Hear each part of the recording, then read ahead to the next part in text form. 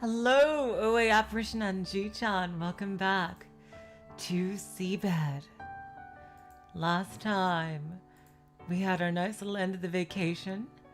And damn, that got quite spicy for a while. I was legitimately concerned. Like, are we gonna have like, are we really gonna, are we really going there? Are we really going there? Like, oh my god. Like, I wanted it, but at the same time, I was worried about YouTube. But nope, cut away right before it starts.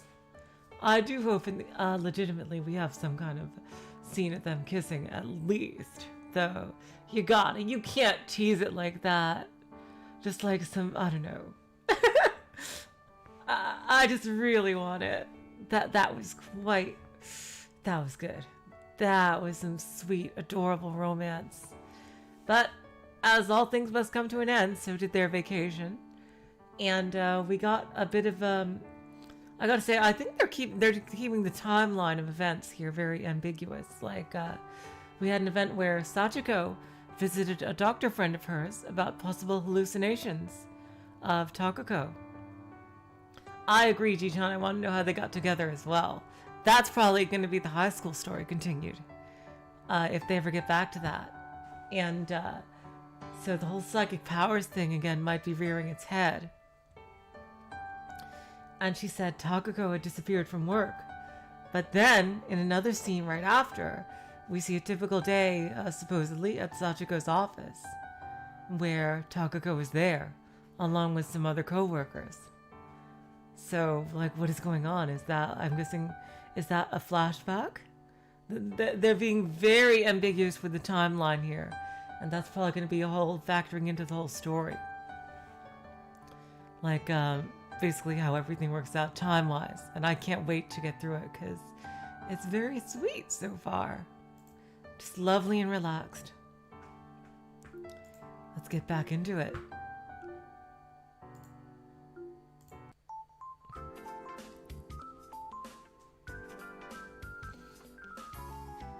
Takako, sitting backwards with her arms wrapped around the backrest, spun around to face another one of our employees, Inokai Takahiko.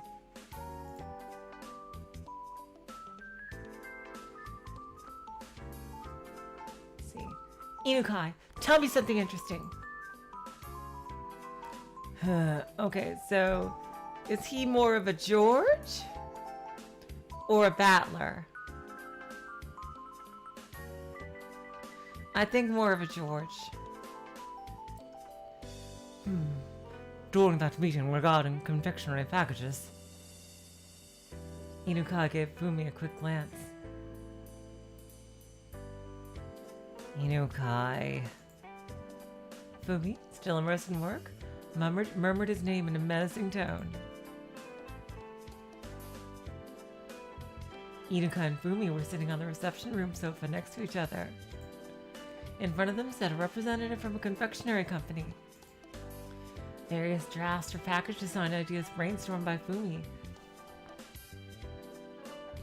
were lined up on the coffee table between them. Really, he's the only guy in the whole story? That's a thing. That's a thing in Yuri visual novels. There are rarely any guys at all.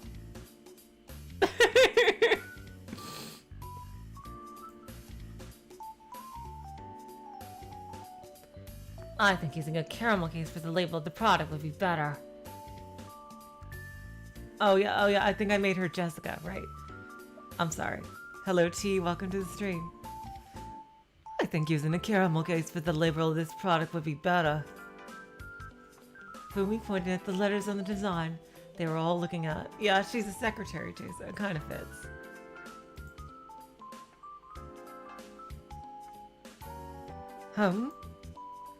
Oh, that was the guest. The guest cocked his head.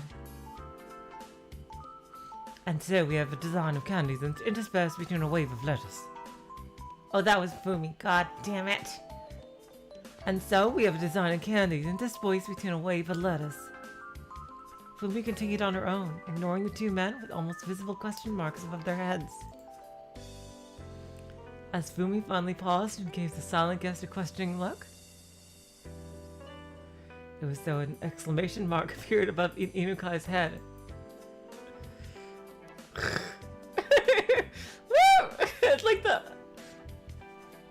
Fumi, I'm sorry, but could it mean that you meant camel case?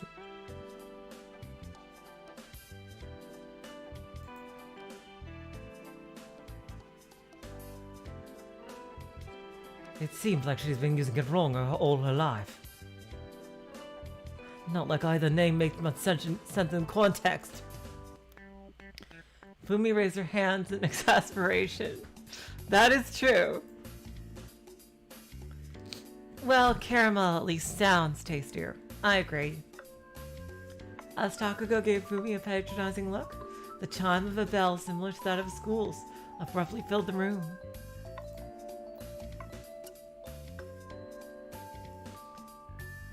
Thanks for the funny story, Inukai. Oh god, that was Takako. Thanks for the funny story, Inukai. Takako stood up as the afternoon bell faded away. Sachi, it's time for lunch. She leaned... Oh, yeah, that's right, Sachiko. She leaned over my monitor to stare at my face. I'm not deaf. Go on ahead of me. I'll join you after I finish this. I'll be waiting for you with a cup of tea. And me.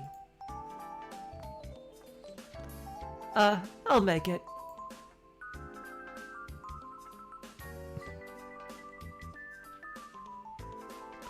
Takako and Fumi trotted into the kitchen, leaving Inukai and me alone in the office.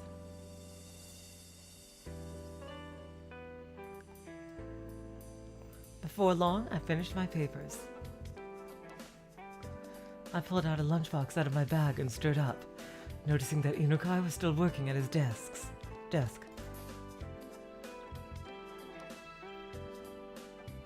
Are you not going to have lunch? I'm leaving in a minute. What's your plan for today? I was in a bit of a seafood donbori mood. The place is going to be full by now. Well, if there's no space, I'll make do with a regular gyudon. Did I swap them? God damn it.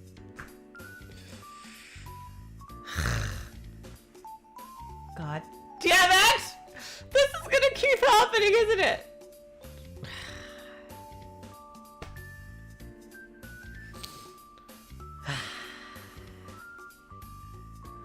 Are you not going to have lunch? I'm leaving in a minute. What's your plan for today? I was in a bit of a seafood donbori mood. The place is going to be full by now. Well, if there's no space, I'll make do with a regular gyudon. Inukai pulled hers out of the jacket hanging on the back of his chair.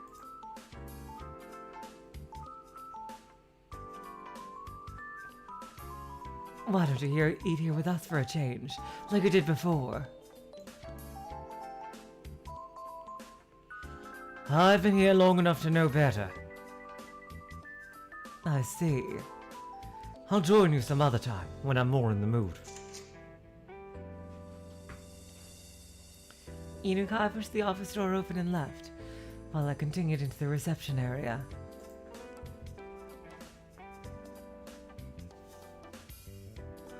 Takako and Fumi were sitting on the sofa, watching TV. Scorpio's lucky item for today is a red umbrella. Oh, that was a... Scorpio's lucky item for today is a red umbrella, said the loudly dressed woman on TV. Miss Takako, they're talking about your sign. An umbrella? It's not even raining outside and, red? Seriously? A cloudless blue sky stretched beyond the window. I imagine you'd stand out walking with a red umbrella on a day like this. Fumi then added, it's not like you're the type to believe in fortune-telling anyway. Hello? Fumi turned to me as I closed the door behind me. The reception room had a low rectangle-shaped table and two sofas facing each other on each of its sides. The two were sitting on opposite sofas at the further end, near the TV. I believe in it if it's good. I sat down next to Takako. Here you go. Right! Ooh, I wonder what's in it today. I handed Takako her lunchbox. Oh, wow. Okay, so yeah, they're already living together. So yeah, this isn't too far in the past. I fried yesterday's chicken leftovers with bean jam, then added the usual scrambled eggs, fried fish, and miso soup. My god, that's like a fucking gourmet meal that you get in a Japanese restaurant. Holy fuck. I placed the miso soup's flask on the table. Chili sauce! I really like this one. Takako was happy to see I didn't forget one of her favorites. Let's dig in. I opened my own, otherwise completely identical lunchbox and picked up the chopsticks. Takako was showing her lunch to Fumi. I'm a bit jealous, to be honest. Oh, I wish Miss Sachiko made lunch for me too.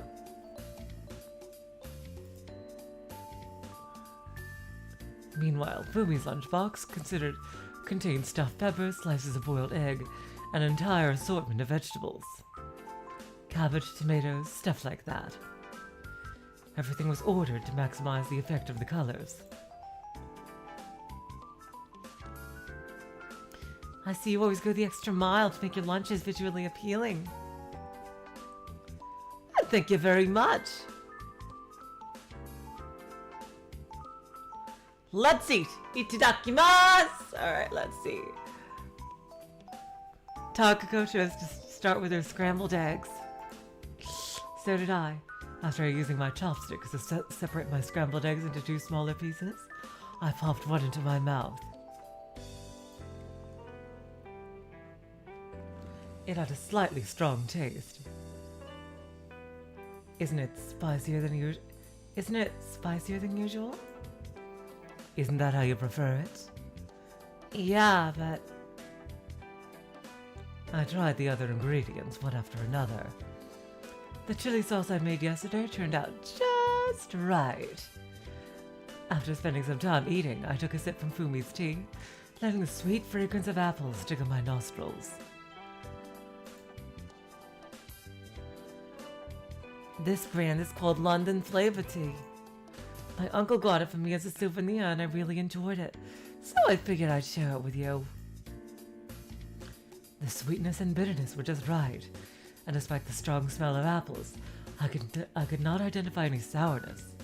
It tasted like a perfect cup of red tea. It's very good. I left the package in the cupboard, so feel free to make it yourselves. Takako took a sip from her own cup. It's bitter. Takako! Here's where I relate to Takako more. So many teas are bitter for me. Like, to the point where, like I hated tea for the longest time. Just because all the teas I had tasted in my life up until that point were just way, way too bitter for me. Looking at Takako's sour expression, I couldn't suppress a faint smile. I prefer sweet apple tea. And with that, she returned to eating her lunch.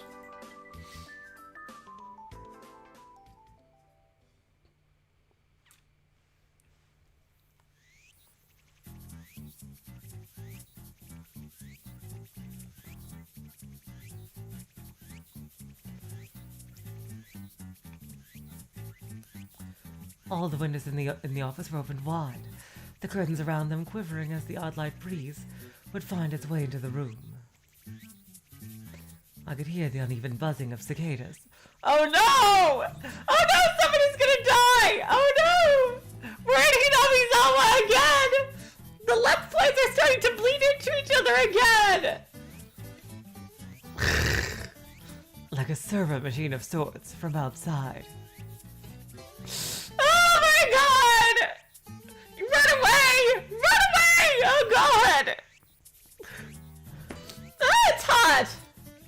As I was inspecting Inukai's design at my desk, Takako paused her work and faced Fumi at the desk opposing hers.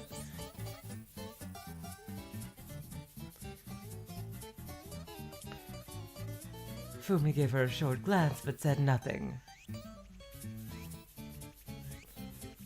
Inukai continued his work in silence. The background music is a bit okay. It's a bit low for me, but it seems the volume level seemed to be okay.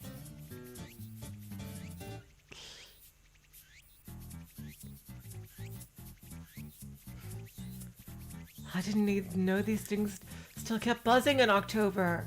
They're supposed to be only in July and June. Jesus Christ.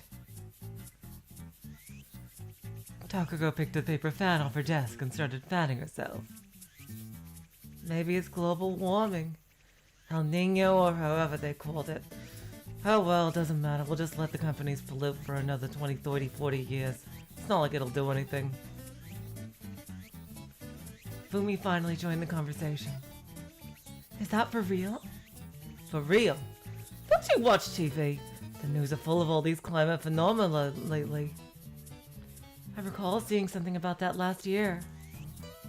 But if it's abnormal every year, didn't that make the abnormality normal instead? And summers do feel longer lately. Takako started fanning herself more strongly, letting out a contemplative groan. I wonder how long it'll continue this year. And they said the heat wave might continue until the end of November. Then when is autumn gonna come? Do your job, people! I'd appreciate it if you did yours, too. Hello, Line. Welcome to the stream. Hey, can I turn on the air conditioner? I glanced out the window Takako had just opened. The curtains were swaying ever so faintly as a light breeze entered the room.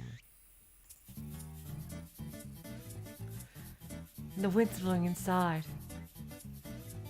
The wind's blowing inside. You can handle a little bit of hot air, can't you? I pointed at the wall next to the entrance. The place where the air conditioner's control panel was. On top of it was a sticker with the words, "Save power, save money," written on it. And wasn't it you who put that sticker on there to begin with? Was it? Takako grabbed a bottle of water and started loudly gulping its contents down. It's not good for the computers, Sachiko. An office should be air-conditioned just because of the computers alone. Like all the saved money is not going to do jack shit if your computers break down because of heat. After finishing the entire bottle, she returned to work.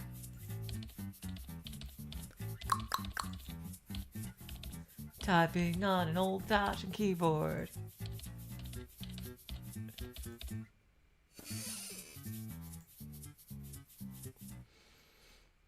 I feel like I'm gonna melt.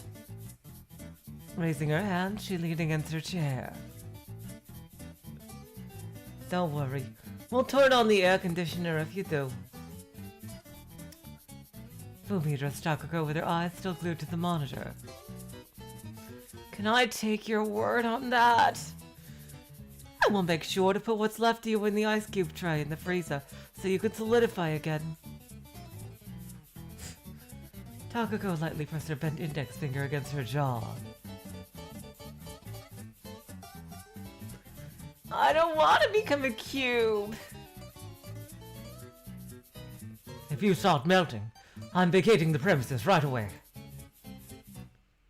Inukai joined the conversation as well. Hold your goddamn horses. At least call an ambulance for me. I would appreciate it if you'd all stop running on... Oh, that's Sachiko, probably. I would appreciate it if you would all stop running your mouths and return to work. Okay. That's it! Now that I've grown conscious of the heat, I can't put it out of my mind!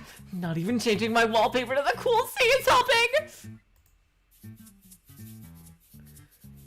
Maybe you should try listening to some soothing music. Fumi handed Takako a CD case over the monitors. This is the electronic music I'm currently listening to. Fumi pointed at her headphones. Electronic music? There's no such thing. The one they make with synthesizers and stuff, right? Isn't that called techno? Does it really cool you down?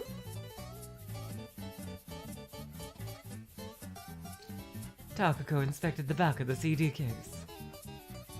It's a Folktronica Summer Special! The rhythm is inspired by the flow of water, so it makes it feel like you're cooling off under the sea. Maybe by the seabed somewhere. Fumi was passionately gesticulating with her hands and head as she explained all this. Oh, she loves techno! That's cute! I can't focus while listening to music. Really? I would say I have a harder time concentrating without it. Fumi took a bag out of one of her desk drawers. Then maybe you prefer this? She pulled out a small blue tube and handed it to Takako. What's this? Mint gel. You have to put it on your neck, like this. Fumi made a neck stroking motion. Takako imitated her movements, rubbing the gel from the tube on her neck. Ah. How is it? I don't feel anything, gel. That's not how it works. With that, Fumi returned to work. I assume that was a Japanese pun that didn't translate quite well. Aren't you hot, Inukai? Somebody back me up here! Takako turned to Inukai next. Inukai's fingers, previously dancing on the keyboard at a brisk pace, had now halted. Hot? I didn't notice until you mentioned it. I don't feel it much if I concentrate on the job at hand. Inukai readjusted his glasses. That's the problem! I can't concentrate! Takako leaned heavily against the back of her chair. How about you take a break and cool down? That might be a good idea. Pressing her hand against the back of her chair, Takako was about to stand up. Wait, they're having a sale at the grocery store today, right? Yes. Wonder if I should make curry tonight if we get home early.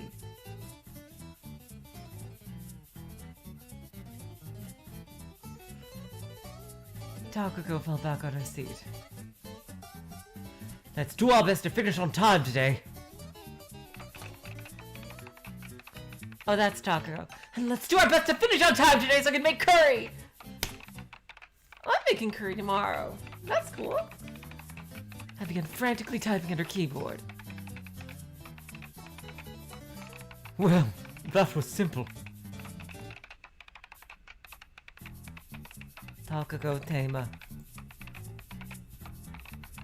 Inukai and Fumi had something to say. Look, I'm not a beast, Master. She's just as simple as an animal. Yo, private combos during work go against protocol. Or are you planning to stay late and cash in on the overtime? 3 pairs of eyes shifted to Takako.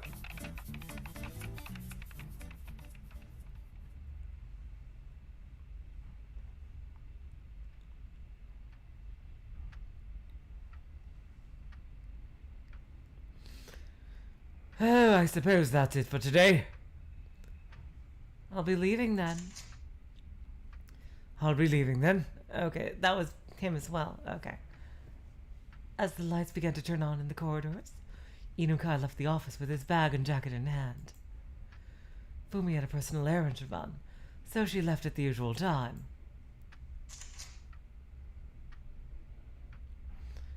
Takako opened the door to the office shortly after Inukai had left.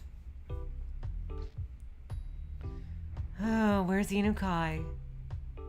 He just left. Did you need him for something? Nope. Takako returned to her desk and sat down on her chair. You're about done, right? Yes. All the program windows on my monitor had already been closed.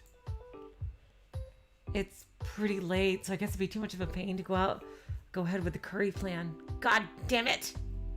Want to eat out somewhere? In more ways than one. What did you say? Nothing. Want to eat out somewhere?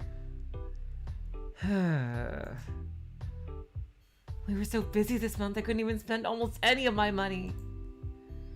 I suppose you're right. We can go. It's a date. Hell yeah! Takako stood up, flashing a smile.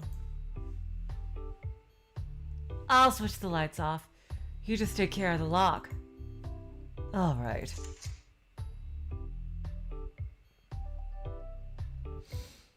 Takako disappeared beyond the door. I locked the windows as well as the door to the kitchen. Oh, that's cool. That's a neat effect. You hardly ever see the background change in according to what the characters do. Then I pulled down the blinds, too. As I flipped the light switch near the entrance, the room was swallowed by darkness. All the electronic devices were safely turned off. The monitor said in that big orange text, "It is now safe to turn off your computer." I could only hear the buzzing of the fridge from the kitchen.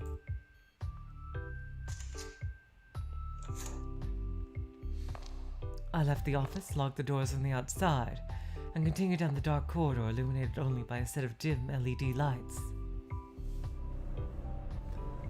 Takako was waiting for me in the car by the entrance. I opened the door and sat in the front seat next to her.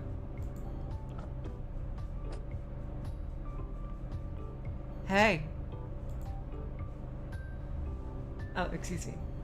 Hey. Takako spoke up as I arrived. So, decided on a place yet? Course. You okay with Western food? Oh, this is cool. Seeing my nod, Takako started up the car. It moved so smoothly I couldn't even tell she was changing gears. What was that phone call in the afternoon all about? Oh, Mr. Sasaki from the Tinners had apparently conquered another mountain.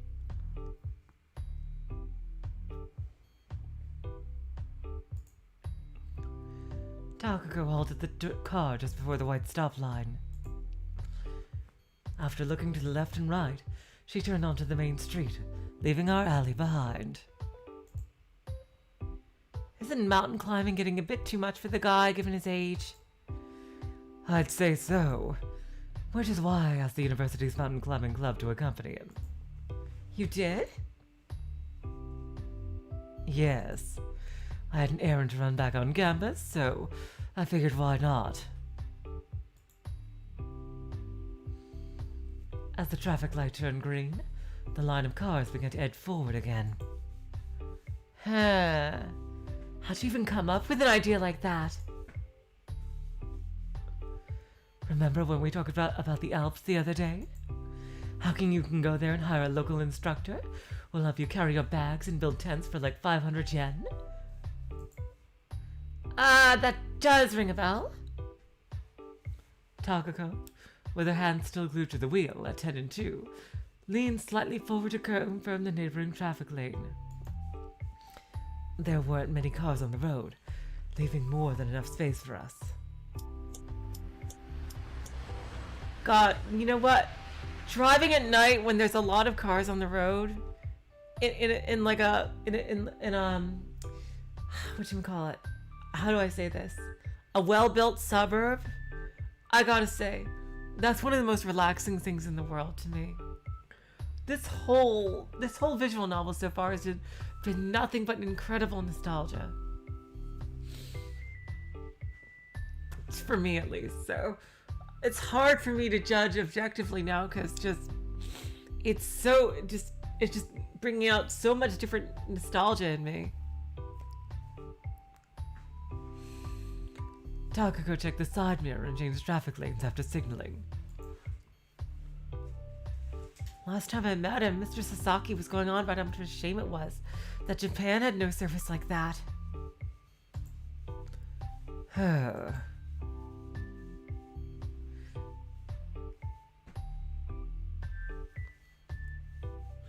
And when I reversed it. God damn it.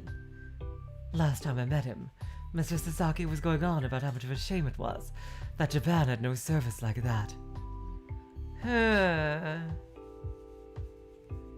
And when I talked to him over the phone, he told me how happy he was to have finally gotten a chance to climb that thing, while also making new friends in the process. Well, that's nice to hear. The slight swing of the car felt pleasantly sleep-inducing. Yup. Absolutely. Sachi? What?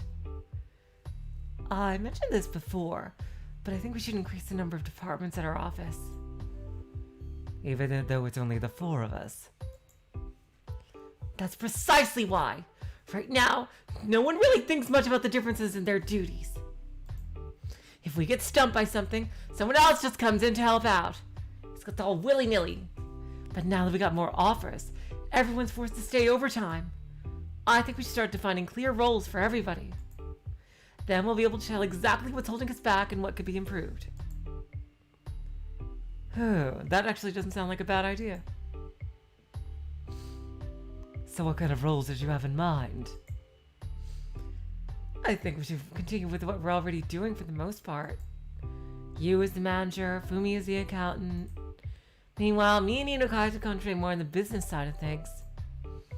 I should be in the first department of design, doing planning and development, while Inukai should be in the second department, mainly taking care of orders and dealing with clients. What about the clients you've been managing up until now? If possible, I'd like him to take over. As the head of the second department, Inukai should have complete authority over everything client-related. He said he wanted more freedom, so I get the feeling he'd be up for it.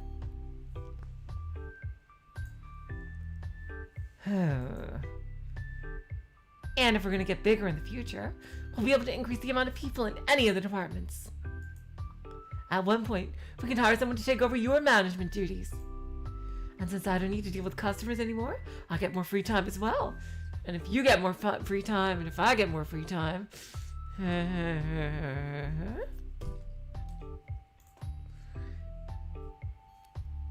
If that works out, we'll have more time for trips and our hobbies and all that fun stuff.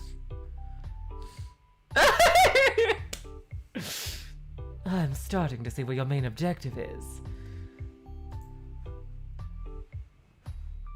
Well, duh! All I care about is having fun with you. Takako, you are so blessed. I recall telling you that when I quit my last job. I suppose you did. I closed my eyes, remembering how we ended up quitting our previous jobs.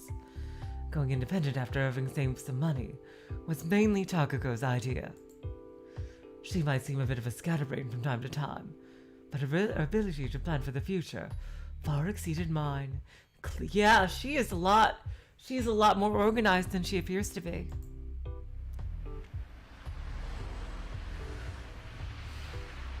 I don't mind if you sleep. My head nodded as the car rolled over a bump in the road. I straightened my back. I'll stay awake. I glanced out the window and saw the neon lights of the radio tower gleaming in the distance. There were more cars on the road than before. Were you sleeping? Just a little bit. Takako checked the side mirror, then turned the wheel to the left. I could feel the slight onset of its centrifugal force press me against the seat. As our car entered the new road, it began soundlessly speeding up. We've been working overtime so much lately. This week will be the last, I promise. I guess it'll take some time before we get anything this big again. Yeah. Giving an absent-minded reply, I gazed at the orange lights through the windshield. I leaned against my seat, narrowing my eyes. You are tired, aren't you? Takako made a faint smile, observing me from the corner of her eyes. How far are we? We should be there in about 10 minutes, I think. Will you take that nap after all? Oh, I might not wake up if I give in now. Want to listen to some music? Takako reached out towards the audio panel.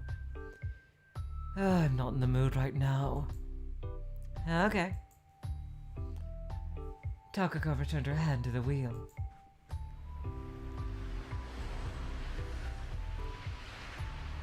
I won't fall asleep if we talk. Want to hear a scary story? Maybe some other time. Takako heaved a contemplative groan. How about a story about my adventures overseas? I was there too, remember? What was our first trip again? Taiwan.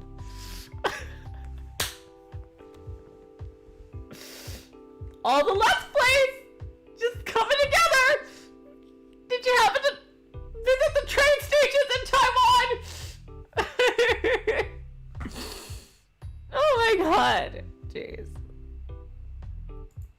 There's a delay in the video and audio? Oh no, Ji-chan. Yeah, try refreshing. Yeah, I think if you refresh it should be fine.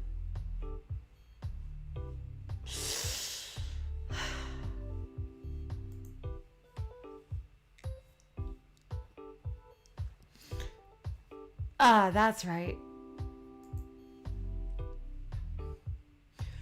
Our plane landed in Taipei, and we took a bus straight to our hotel. Did you forget? Outside it felt like you were in a sauna, but the interior of the bus was freezing cold, right? Oh, my sweat dried up in an instant. Where do we go first? I think we first went to a convenience store. We bought an instant camera. I remember you kept going on and on about they had so many convenience stores around. And that weird juice we bought? Turns out it was strawberry flavored toothpaste. Oh my god! We also went to the Kingdom of the Little People. What the fuck is that? There was this jet coaster spinning at an insane speed, right? Yeah, I remember that. I picked a side seat, so I thought I'd get crushed when you fell. Is that an amusement park? So I thought I'd get crushed when you fell on me. I told you I didn't want to get on! But it was fun. What else did we do? Feeling my eyelids grow heavier, I finally closed them.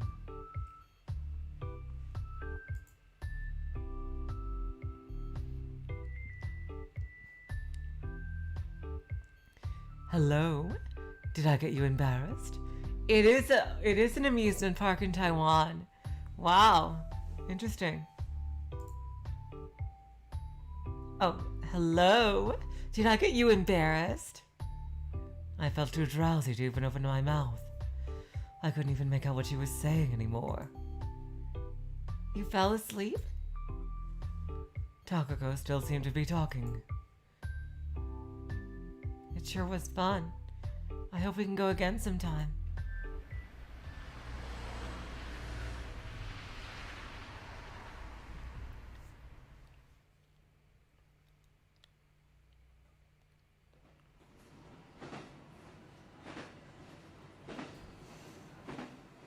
Now they're on the subway?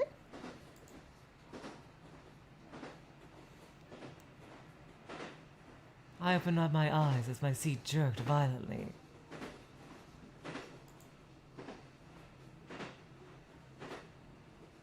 What is going on with the timeline?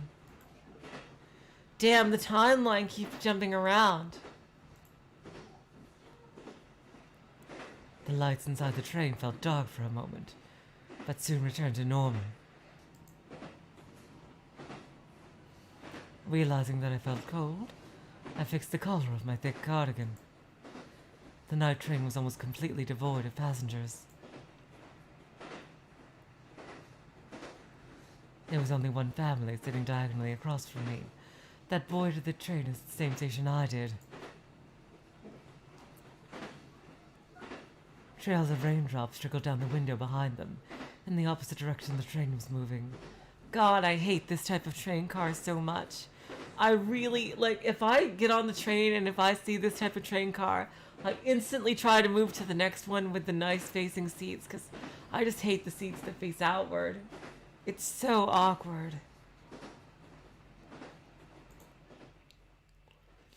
I want a chopsticks toy. Oh, that was a little boy. Oh well. The boy with the hoodie turned to the man who was most likely his father. Chopsticks? I've never even heard of a toy like that. All my classmates have it. I asked Santa to get me one for Christmas. I see. What do these chopsticks look like exactly? The boy made an odd shape with his hands. The rain grew fiercer by the minute, brushing against the windows in a wave-like pattern. I saw a town in the distance, its streets distorted as I looked at them through the rain-soaked windows. A heavy storm cloud, blocking out even the moonlight, loomed over the cityscape, covering it in darkness. I wonder if this is back to the other timeline with her after she visited her doctor friend.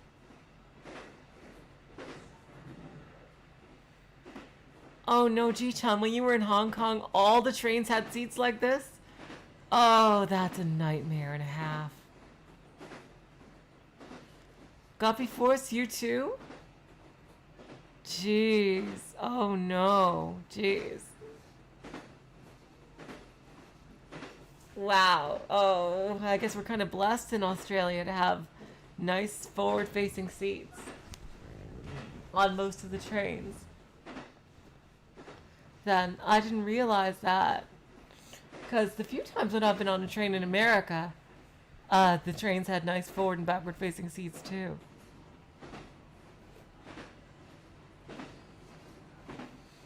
So I just kind of figured.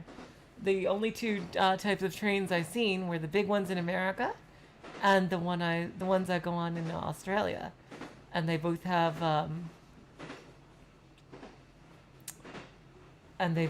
the forward and backward facing seats, not these side facing seats.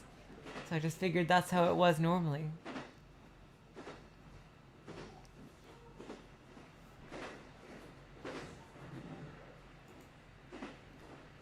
I realized I could see myself reflected in the window. Brushing the hair out of my face, I glanced down at the book resting on my knees.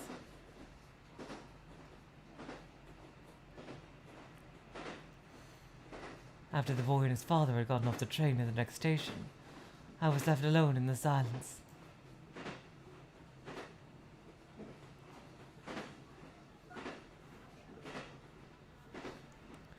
I raised my face to look at the fogged-up window behind the now empty seats. I've seen that too, Ji-chan. We actually went to Sydney a couple of years ago. Yeah, they have an upstairs and a downstairs on the train. It was fucking insane. And the seats could flip back and forward so you could change which way the seat was facing. It was pretty goddamn crazy. I remember, yeah, I've been on the trains in Sydney. They're pretty crazy.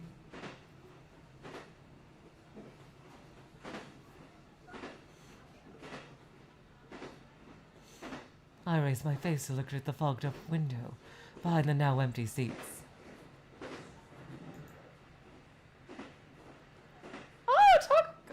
Oh my god, is this her hallucination? Oh my god.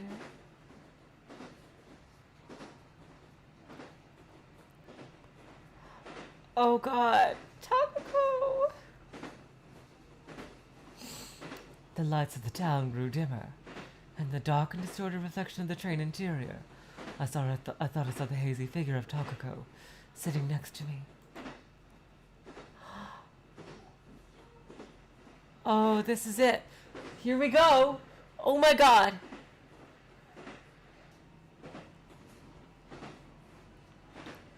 Is this the psychic power thing?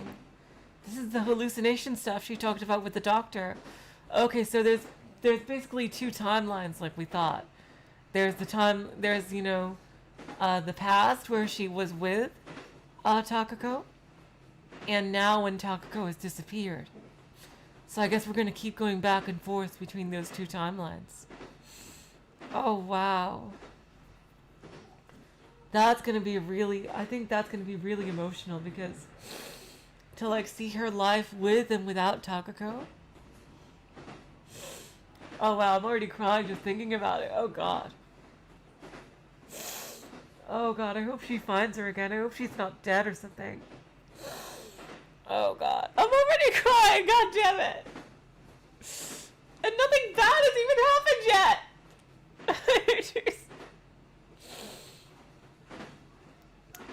I looked to my side, but the seat was empty. As I returned my gaze to the window, all I saw was my own lone self sitting in the empty train car.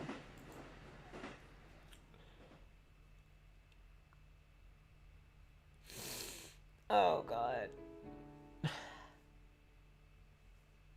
And that was the end of the chapter. Look at this. Yeah, see, in the previous picture, I thought this was a flat screen, but it's one of those weird 1980s TVs that looks kind of like a flat screen. Yeah, this whole room is actually pretty 1980s decor. I recognized it because back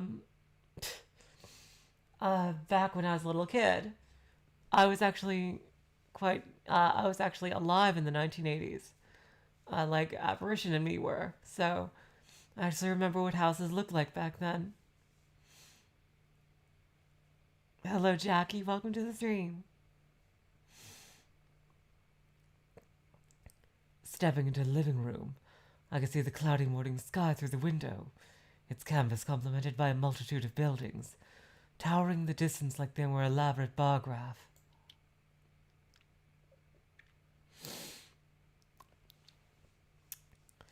I flipped the switch on the wall, leaving only the lamp on the nightstand on. Ugh.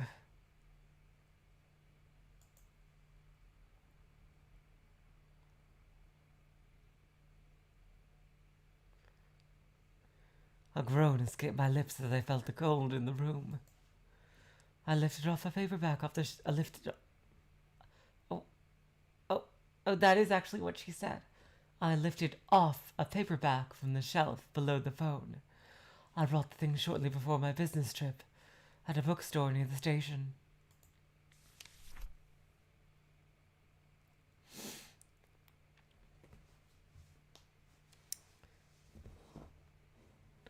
After making myself comfortable on the sofa next to the window, I swiped off the dust from the book I just picked up and began reading from the page that had my bookmark. Yet after only a few or so pages, I had to return to the first page again.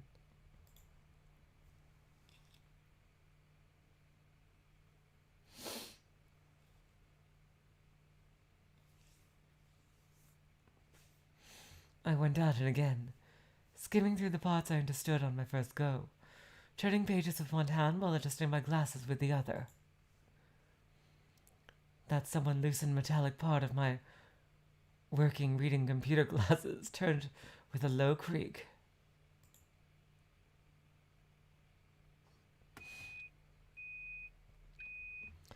The washing machine I turned on before coming to the room let out a loud beep just as I was about halfway done with the book. I closed the book and went to pick up my laundry. The orange hue of the morning sky entered my vision through the window as I rose from the sofa.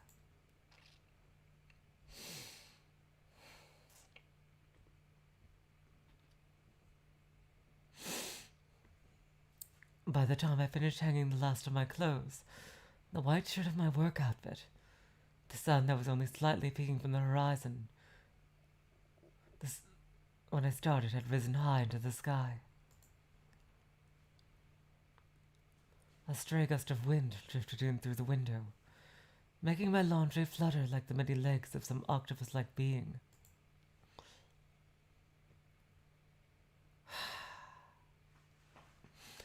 As I gave Takako's shirt on the hanger a few pats, my hand hit something hard around the vicinity of the breast pocket.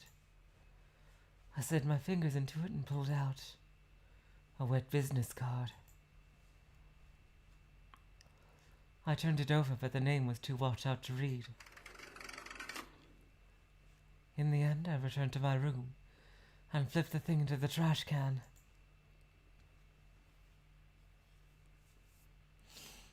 Inhaling a lungful of air, I glanced at my paperback, still resting on the sofa, and then the fridge, before my gaze finally settled on the calendar hanging on the wall. An illustration of an autumn landscape decorated its current page, right below the name of the month. More specifically, it displayed a post-harvest field split apart by a long road in the middle.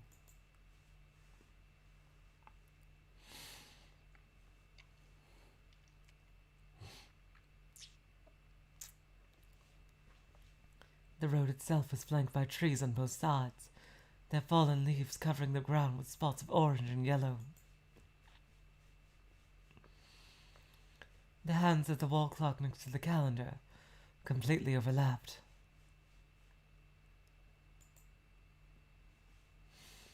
I rubbed my right shoulder with my left hand and continued to the kitchen. Hello, Void Dweller. Welcome to the stream.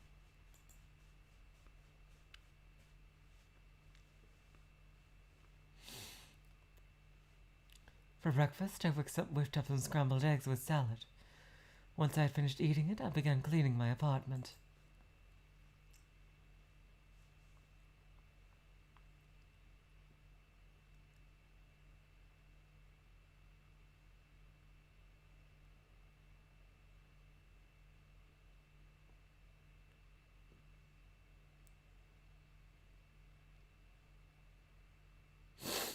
What?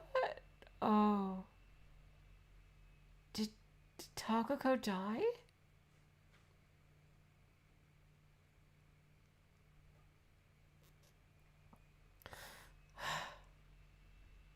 Oh no. Oh no. She's just missing, right? Oh no.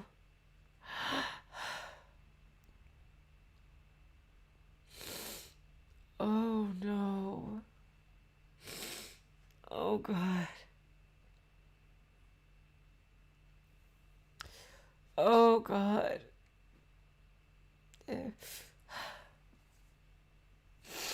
Oh, jeez. First, I separated the boxes in the corridor into things I should keep, things I should throw away, and things I should send to Takako's family.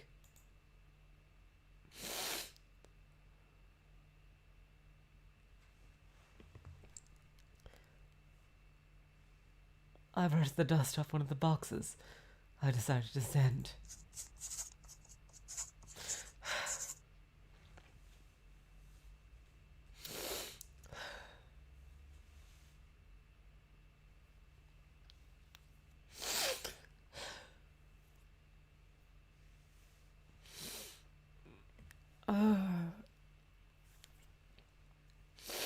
I grabbed a magic marker from the living room and popped off its cap. Looking carefully at a postcard I took from the bundle next to the phone, I wrote the address of her house on the front of the box and mine on the back.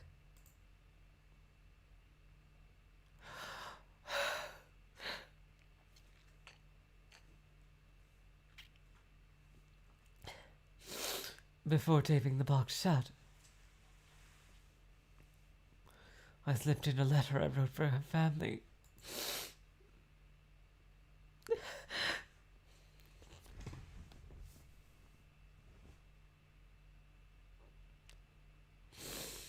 It was an apology for being so late to send it. As I finished packing, I returned to the living room and phoned the delivery service, booking them for the earliest possible time.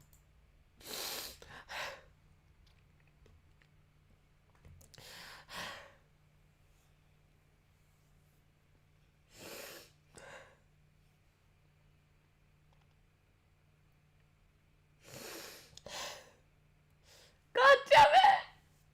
I'm sorry.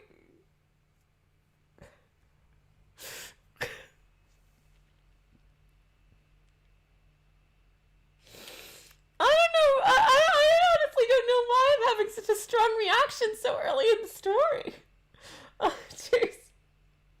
It's just really affecting me for some reason. I don't know. I guess it's how they wrote the characters. I don't know. It's just like they seem so like casual and so like lovable. Or, I don't know. I really don't know why I'm being so affected by this so early in the story. Jeez.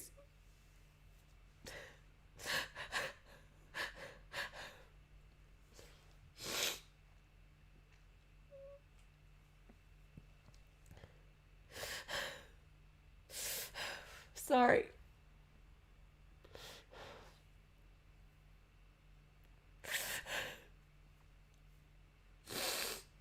Jeez.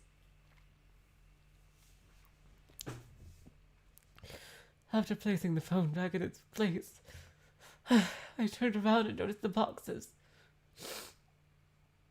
All separated into categories of what should be left here and what should be sent away. God damn it!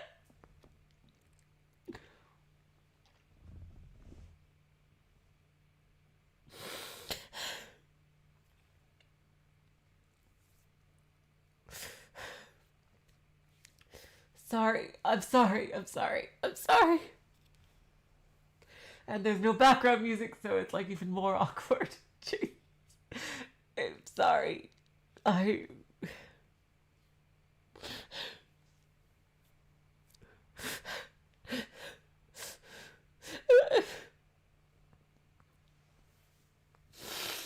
Not a single box had been marked to be thrown away.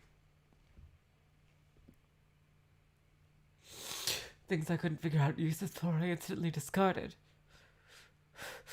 While the rest went back to their boxes.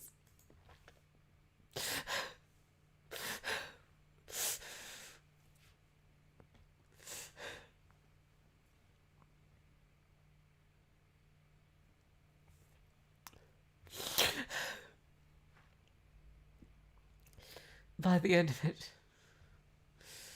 I didn't have enough items to fill even a single box.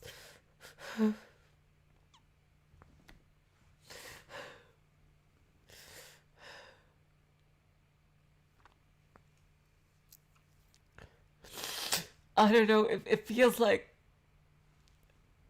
Yeah, it's very possible that she could be just missing, but so far it's been written so realistically that it really seems like she might have died, and I just... God damn it. I'm sorry. Hold on, I'm sorry.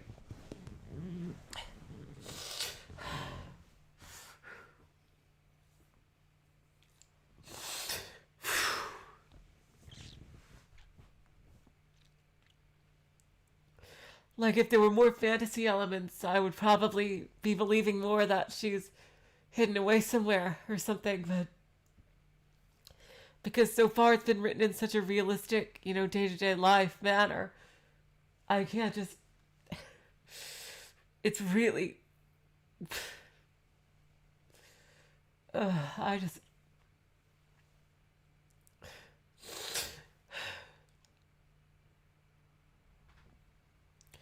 I picked up the scissors and packing tape from the floor.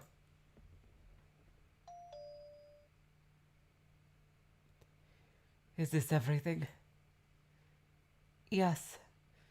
Thank you very much. Oh, that was a guy. Yes, thank you very much. As the middle-aged man carried the last of my boxes with his broad arms into the elevator, a younger and taller man handed me the receipt. The younger man gave me a brief bow and hurried away to the elevator that the older man was keeping open for him.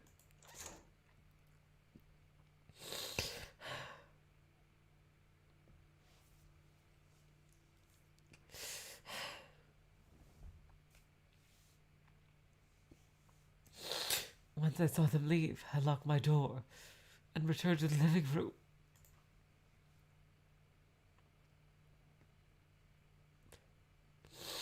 Placing my wallet into the bamboo basket, I heaved a brief sigh. I glanced at my feet to see the rays of the sun almost reaching them. After directing a brief glance at the clock on the wall, I stepped onto the balcony and touched the denim panties on the hanger, check if they had dried. As I gazed outside, I spotted the balcony of the mansion to my left. The futon that was there when I was hanging my own laundry had since disappeared. I collected my clothes and closed the balcony door behind me. I sat down next to the mountain of clothes and started folding them. It felt somewhat cold in the apartment even after closing the windows. But the sunlight filtering in from outside warmed me up a little.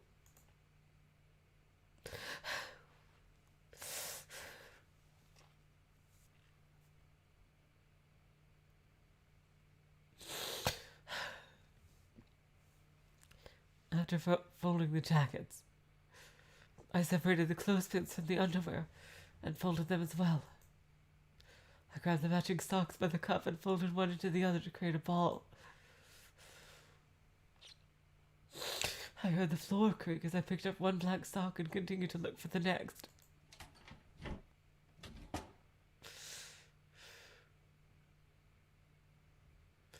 As I returned the dark blue sock, I picked up my mistake to my mountain of accumulated laundry. The living room door opened. Wait, what? Oh. Wait, what? Did I just get trolled? Did I just get trolled?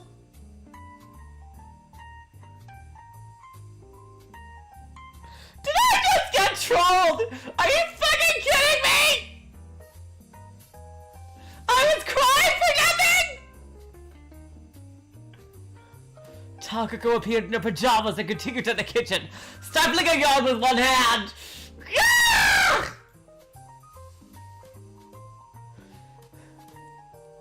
Did I just get trolled?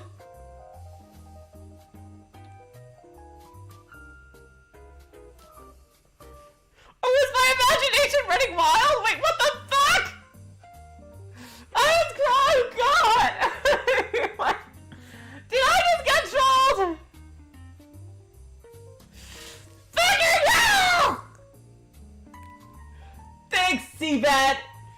Fucking emotional roller coaster there! God fucking damn it! Jeez.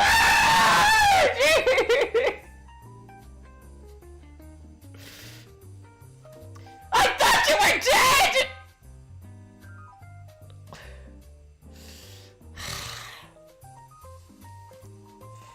Oh, God! I followed her with my gaze until she disappeared behind the corner. I continued staring at the wall that Takako vanished on for a couple of seconds when her head suddenly popped into view again. Do we have anything to eat? I'm gonna eat your freaking heart out alive! Tricking me into thinking that you died! Ah! No. I'm hungry. Takako gave her belly a light pat. It's way past lunchtime. You'll have to manage until dinner. Do we have any snacks? No. With that, Takako disappeared back into the kitchen.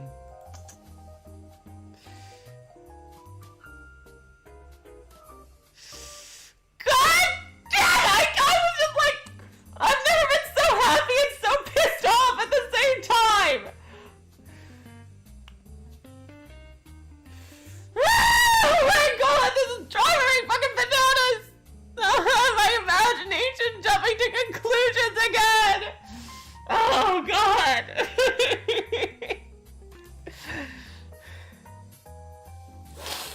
With that, Takako disappeared back into the kitchen. I could hear the sounds of opening drawers. No way. There's really nothing here. She already ate all the cookies in the jar. When did we ever even have such a thing? Whatever, I guess I'll just eat sugar or something. Hey, I'll start preparing dinner after I'm done with the laundry, okay? What are you gonna make? I absent-mindedly checked the calendar and the clock on the wall. I don't know. What do you want? Sukiyaki! We don't have enough soy sauce. Then I'll go buy some. Don't you ever scare me like that again! Oh god. Fucking hell.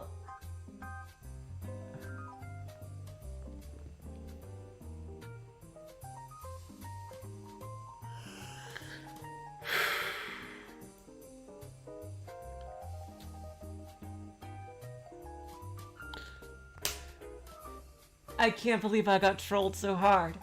Or maybe I trolled myself. Oh, God. I feel like such a moron. Takako emerged from the kitchen holding a cup of barley tea. Is there anything else you need?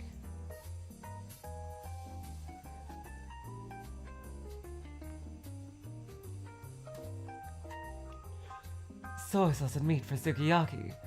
I can manage the rest.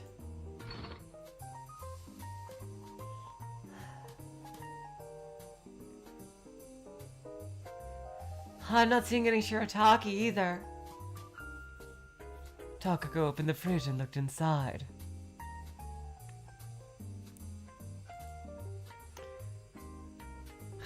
It was intentional, yeah. Oh my god, I got massively trolled. Okay. That too. Is that all? I guess I could all. Oh, is that all? Guess I could also use some detergent.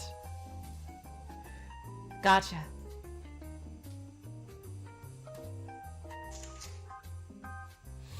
Yeah, this visual novel is playing around with the timeline like nobody's business.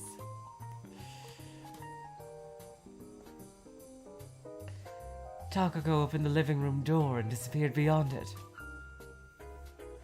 The door closed behind her with a thud. I could see the orange rays of the evening sun reflected on the polished wood. The room felt completely silent, with only the distant cawing of ravens from outside reaching my ears.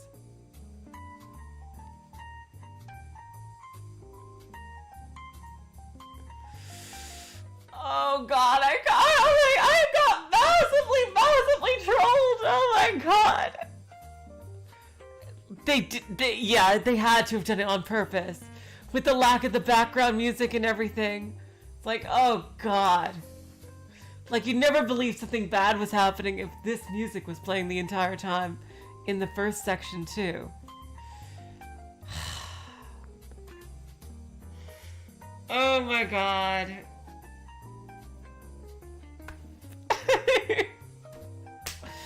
Ah, jeez.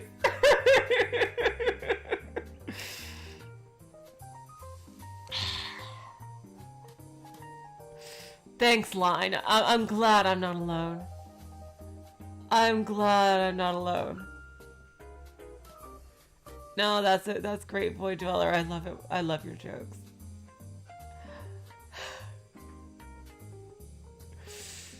Oh my god.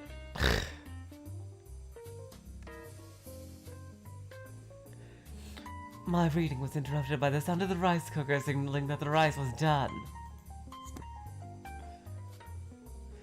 Damn. The room seems to take on, like, vastly different looks with different lighting. Is this like a real photo that they took of the room in different places? I mean, not different places, different times of day. It looks like it. It's weird that how some of the photos are washed out and some of them aren't, and some we have drawn backgrounds too. It's a big variety. I wonder if they signify something in the story. Oh my god. I'm still reeling. I'm still reeling. Oh god. I slid the bookmark into my paper bag and left it on the sofa. Stepping into the kitchen, I opened the fridge.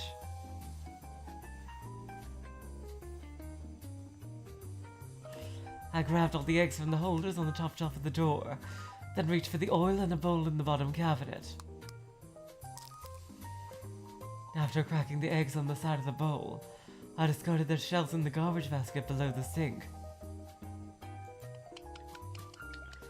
I picked up a pair of chopsticks and parted the two pieces ever so slightly, then gently began moving them back and forth to mix the white with the yolk. As I was doing that, I heard the front door behind me unlock. I heard the floor creak and the living room door opened. I'm back! And I was never dead! Takako left the shopping bag on the table and pulled up a nearby chair to sit down. Welcome home. Leaving the bowl with my mixed egg, I moved to the kitchen and checked the contents of the shopping bag Takako brought back.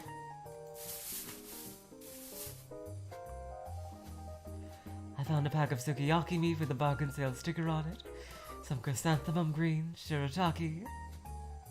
What about the soy sauce? Should be at the bottom! I found it under the shirataki bag. That always happens to me. I thanked her, and she responded by raising her arm.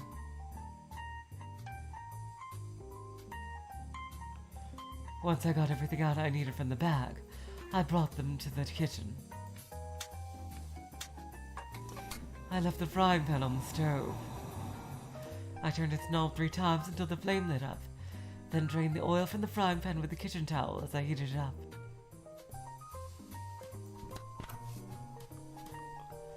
There was a beep, followed by the sound of the TV. As the probability of rain remains high, we recommended taking an umbrella in the event of going out.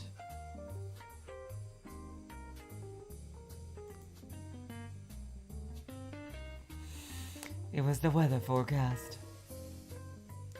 They said it's gonna rain tomorrow. Huh?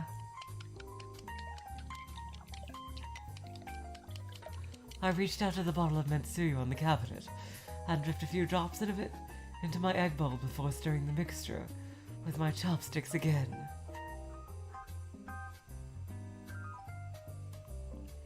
Because, Void Dweller, the storyline was playing a trick on me.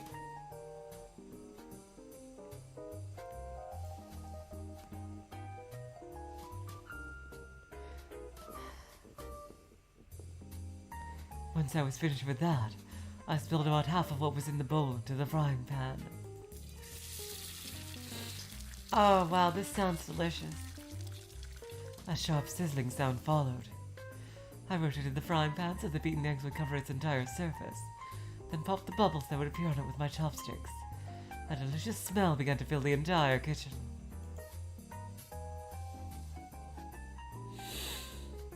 I could hear the sound of changing TV channels from the living room.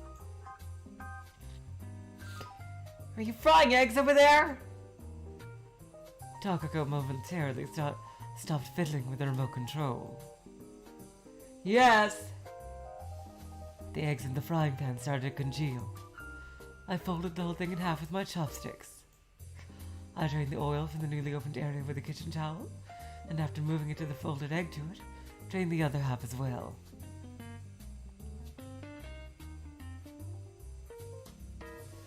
Finally, I unfolded the egg and spilled the rest of the bowl's contents onto it. Smells like we're having a feast tonight! You're about the only one who gets this excited over a sukiyaki and a fried egg.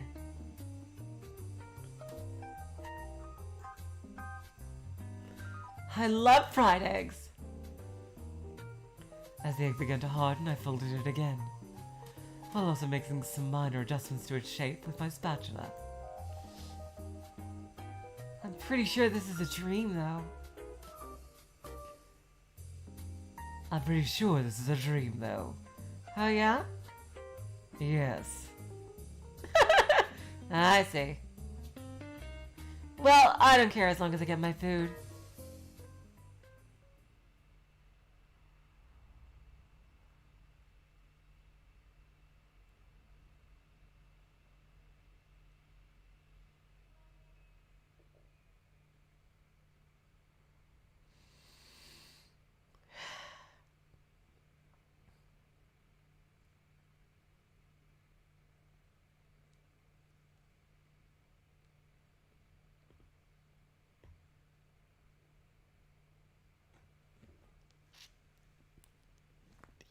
Evil.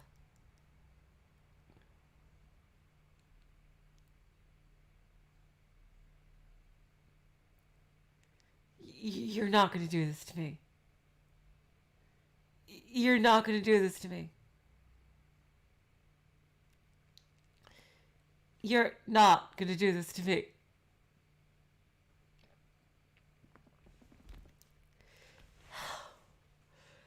This is diabolical.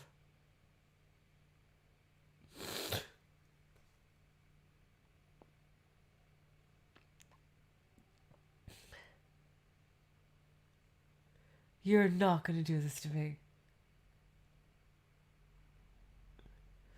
I'm not going to jump to conclusions.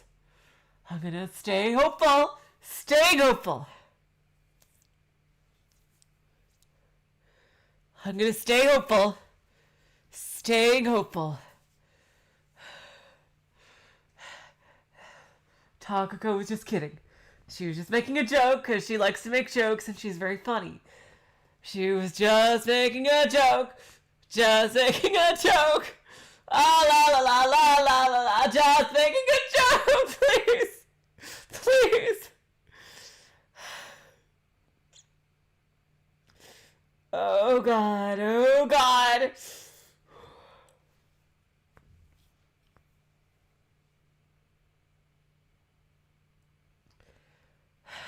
Takako is gonna be there. She's gonna be there. She's gonna be right there. No, no, no, you're not gonna get me again, Seabed. You're not gonna get me again. As I sat up from the sofa, I immediately clutched my head in response to a sudden sharp jolt of pain. You're not gonna do this to me.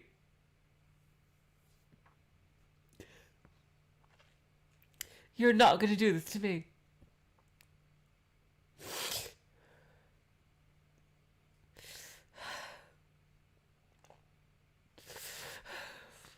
I'm just gonna be crying for no reason again. You'll all see. I'm just gonna be crying for absolutely no reason again.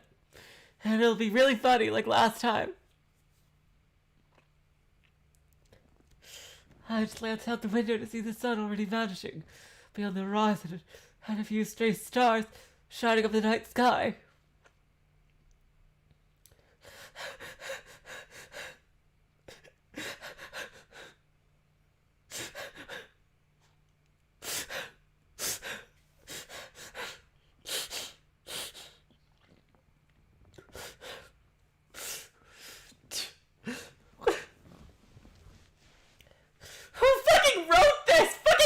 Castle!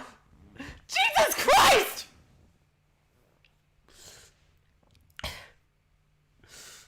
My laundry was all neatly folded next to my feet.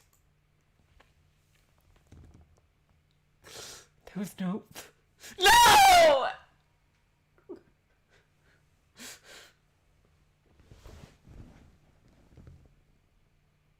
God damn it!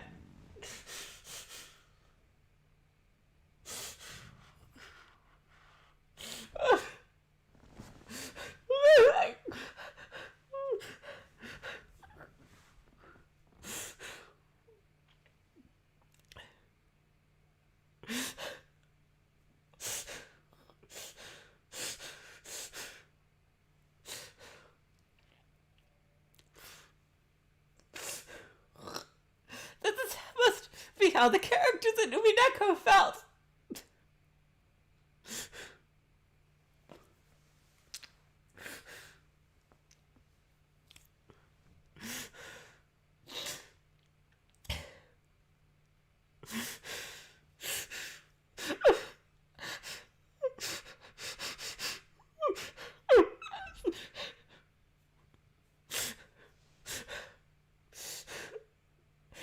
Sorry. No, it's gonna be just fine. I'm just gonna be crying for no reason again. Right? Totally. Sure.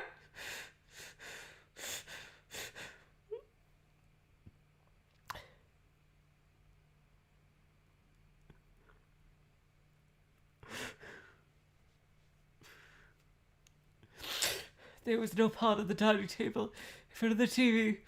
There's already shopping bag at the other table. I stood up and peeked. God damn it!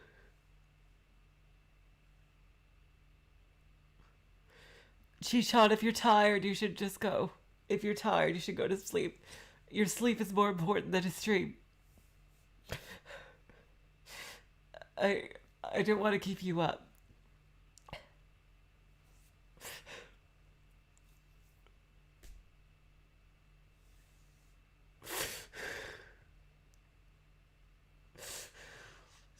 My God, this is insidious.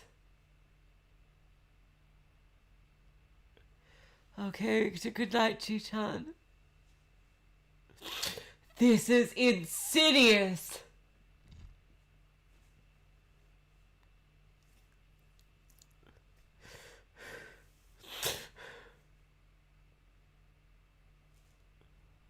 I stood up and peeked out the living room next door to check the boxes. They were indeed gone.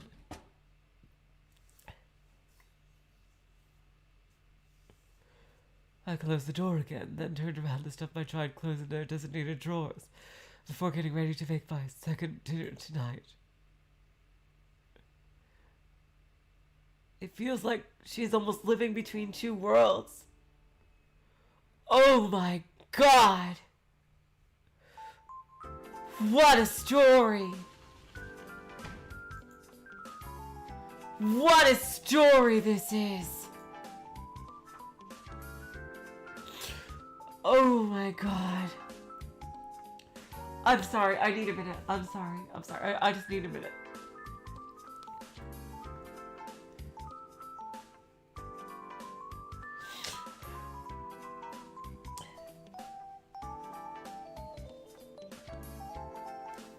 I need a minute. I'm sorry.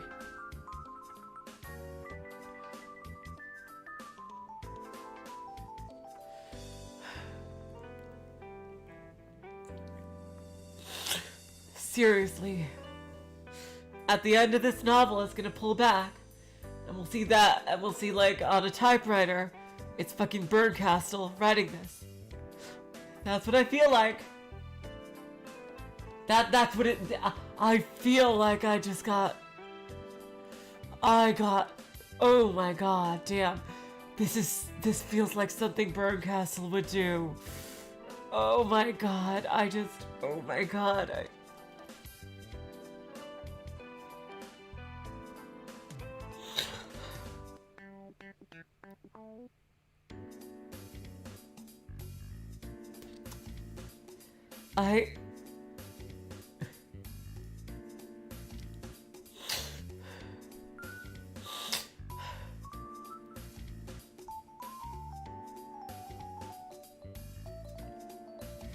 Oh my God, my head is spinning.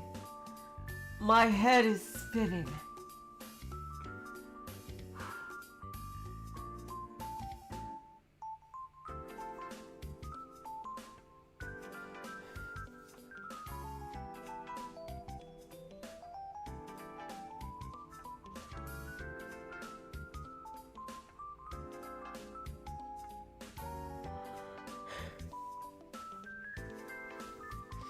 I closed the window behind my desk to keep the autumn cold out. So we're in autumn now. Upon returning to my desk and glancing at the documents littering it, I tapped the middle finger of my right hand against the desk's surface a number of times.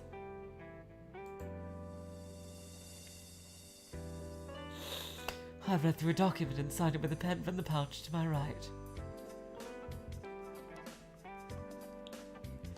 So we're gonna know that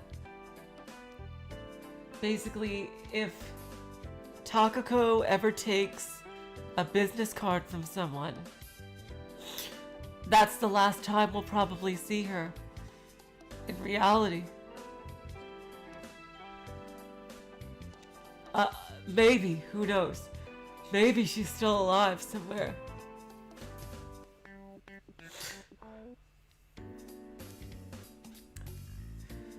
Maybe. She did say she was missing after all. And that makes sense with the whole hallucination thing she was talking to the doctor about.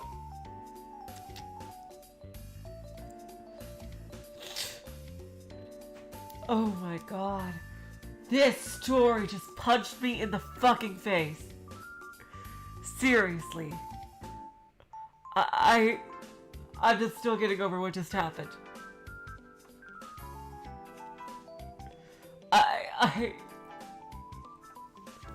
I don't think that's ever happened this early into a visual novel. That I got bitch slapped so hard. My god. Oh wow, jeez.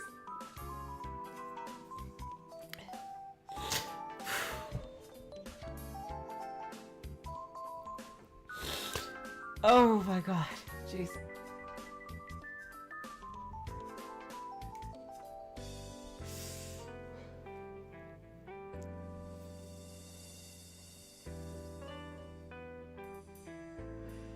Oh my god.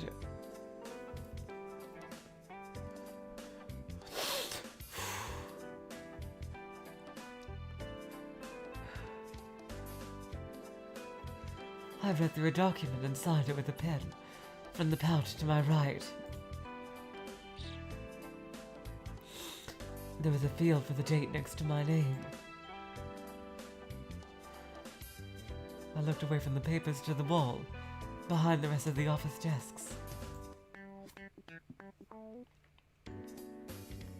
Fixed to it were a round clock and a white board listing our schedules. It contained our names, whereabouts, and the times we'd be leaving the office and other information. The names listed include Mizuno Sachiko, Uita Fumi, Inukai Takahito, and Sawatari Annalise. Where the fuck is Takako?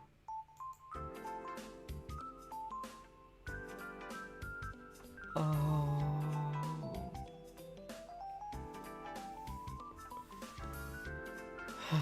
Jesus Christ.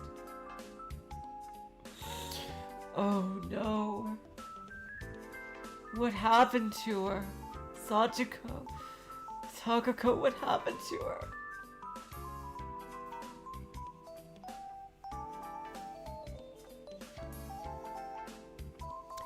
I agree, Line. Umi crushed my heart several times, but this hits differently. Yeah, this hurts a lot. My god. There was an empty space with traces of Takako's name on it, so the summer, Takako is still there. But by autumn, she's missing.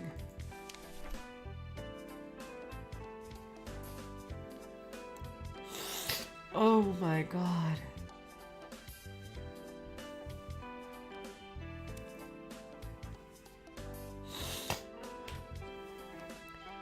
Fumi, can I get your review on this?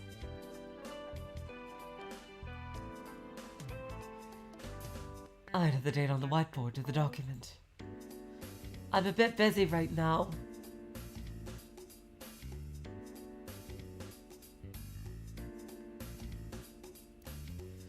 Inukai had handed a memory stick and a bunch of freshly printed files to Fumi. We took out a color sample from her desk. What is it? The poster for the firework festival. I see. I'll give it a look later. Just leave it here. I only made a few minor adjustments, so maybe I can just hand it in like that? Inuka glanced at the paper in his hand.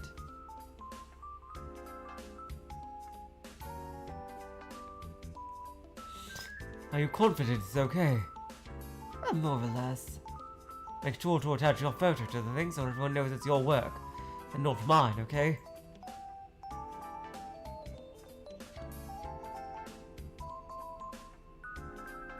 Oh god, I switched them. Make sure you attach your photo to the thing so everyone knows it's your work and not mine, okay? I have some extra ID pictures. Can I use them? Make it look like those vegetable packs you often see at the Whole Foods market. You know, the ones with pictures depicting the farmer who grew them. Fumi handed Inukai a pen case with drawing instruments.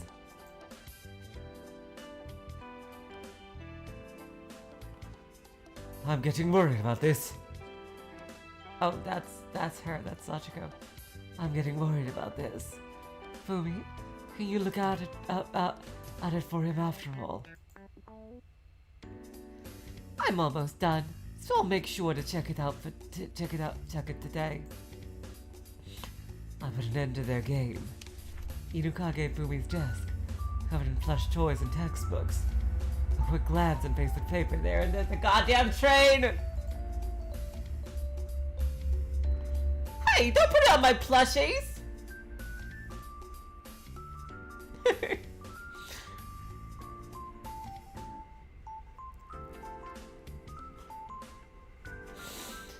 Fumi lifted the paper off the top of a little round sheet, then put it into a plastic case that served as a scaffold for a pile of textbooks on her desk.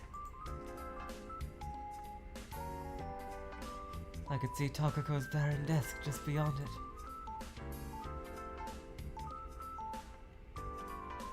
There was only an empty glass jar on it, aside from a few papers intended for the new employee taking over her job.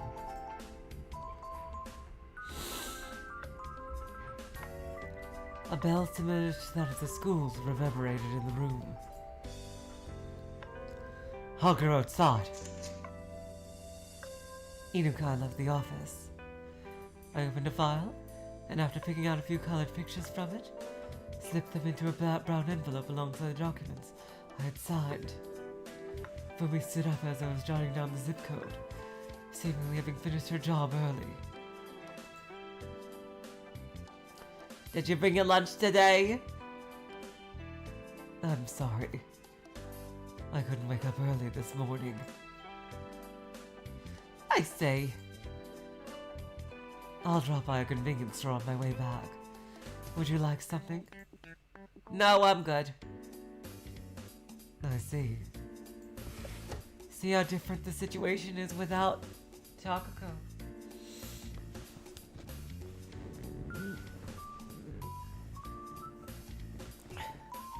I opened the bottom drawer, stuffed the envelope inside, then locked it. I pulled out my wallet from my handbag, resting next to the drawer, and stood up. I'll be off then. Later. I addressed Fumi as she was on her way to the kitchen.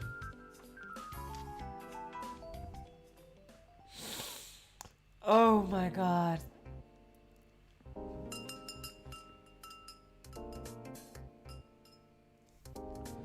The bell affixed to the corner of the cafe's door gave off a chime.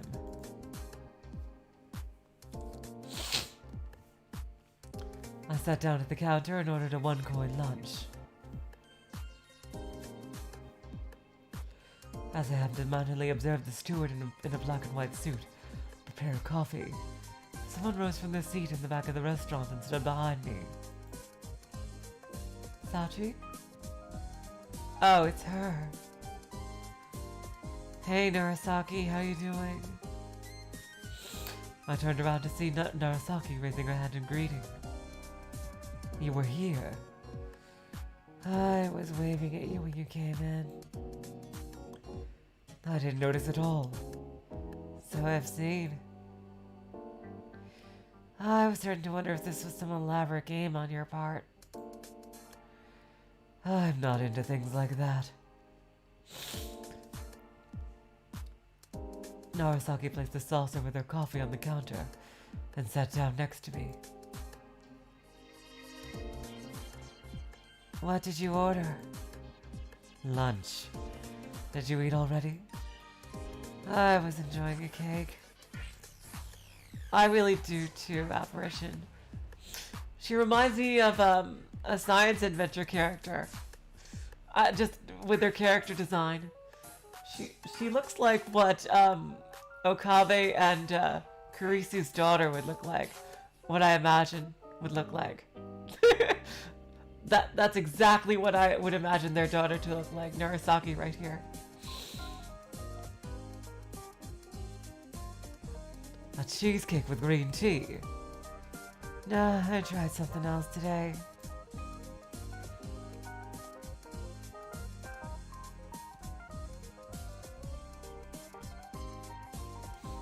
You come here a lot? Yeah. Oh yeah, you come here a lot? Yeah, I told you this place was close to the clinic. Narasaki crossed her legs and beckoned for the steward, ultimately ordering another cup of coffee.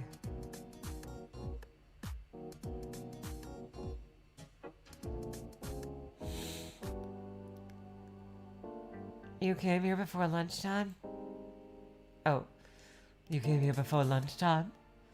I came about 30 minutes ago. I finished my morning shift early. Well, I guess that's usually how things go anyway.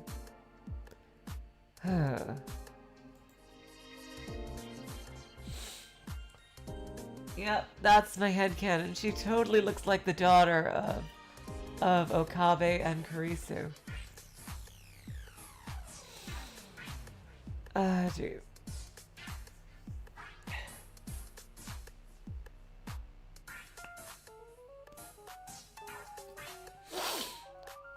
The steward came over and placed 2 cups of coffee on the counter.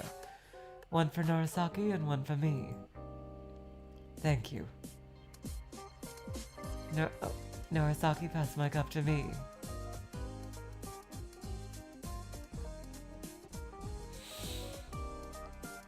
Before long, I received the salad part of my lunch set as well.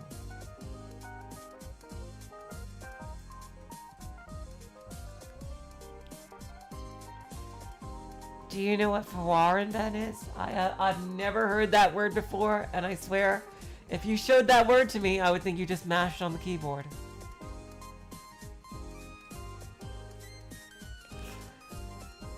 Narasaki addressed me just as I stuck my wooden fork into the salad.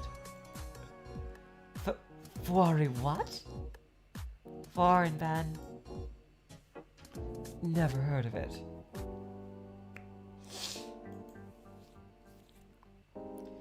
Yeah, I guess you wouldn't have.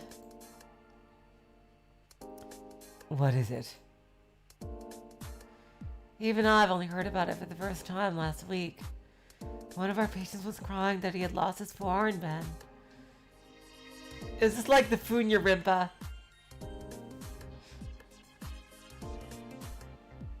You should have asked him about it. It sounds like a Funya Rimpa thing to me. I placed a forkful of salad into my mouth.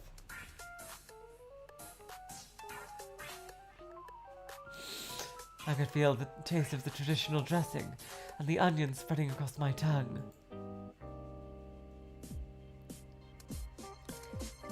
It's common practice to change the subject when a patient starts talking about something strange, so as not to encourage their delusions.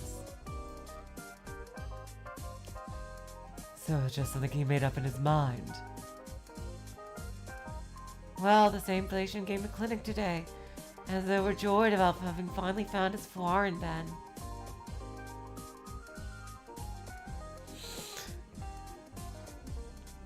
Oh my god, so it is! It's a made-up thing!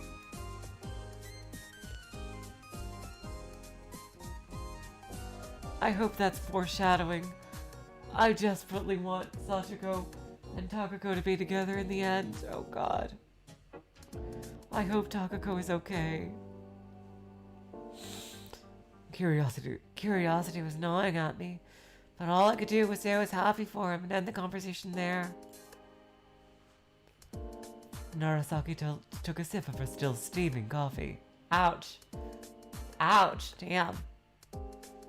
Foreign Ben? Yep, foreign Ben. I put a slice of tomato in my mouth. It melted on my mouth with a cool sensation and a hint of sweetness. Oh my god, OA, you thought of the exact same thing. That's hilarious. I'm afraid I have no idea what it could be. But it doesn't sound that weird to say, does it? Like it gives you the feeling that you might have heard the word somewhere. I'd say it's entirely possible it might have come up in some picture book or something. Narasaki placed a palm on her forehead, making an excited smile. No, I don't get it. Do you get a lot of these things at work? Absolutely. When you work with these kinds of patients, you tend to hear an unusual word here and there, like beam surfer. What's that? This patient would apparently wake up laughing in the middle of the night, but come morning, he could no longer remember what cracked him up to that extent. But since he was laughing that much, he figured it must have been something hilarious. So one time he left a pen and a paper next to his pillow before hitting the sack. He woke up laughing as usual, but jotted down everything before going back to sleep so he could remember. That morning came and all he found on the paper were those 2 words. Makes me wonder what was so funny about it. I don't know. Nor did he.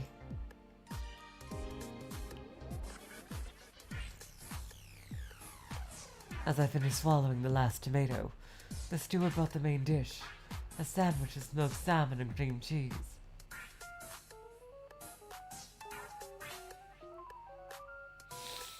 It was separated into 3 pieces to make it easier to eat.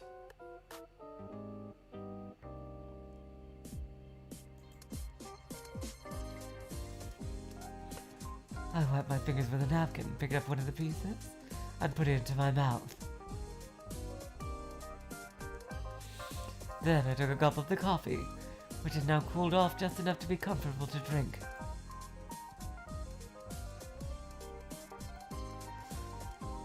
Feeling the warmth of the cup with my palms, I glanced beyond the counter to see the steward washing some dishes.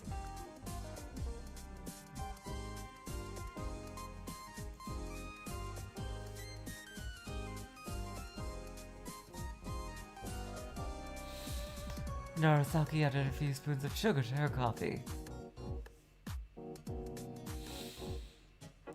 After I finished eating lunch, I told Narasaki about the dream I had yesterday.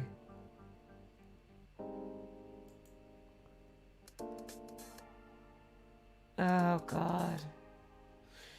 Okay, we got our timeline straight now. So you made her dinner, despite knowing it was a dream? Yes. Narasaki chuckled. I got a little excited, I guess. I haven't spoken to her in ages. Well, good for you, but as I said, it's best not to encourage this kind of thing. Narasaki gave me a brief glance.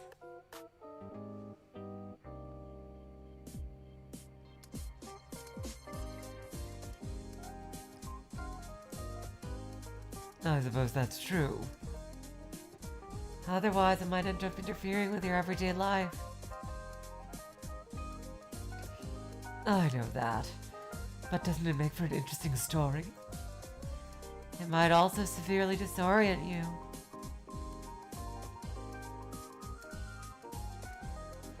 I'm aware of that too.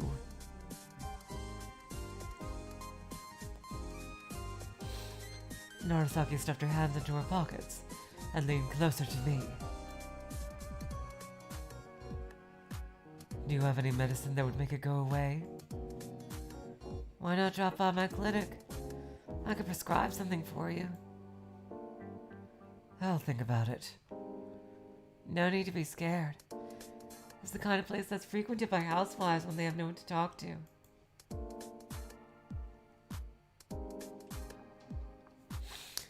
Narasaki spun around in her chair and stood up. I think I should be going.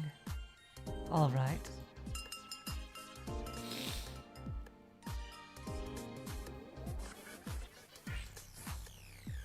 Once Narasaki had left, I finished my coffee, paid for everything, and exited the cafe myself.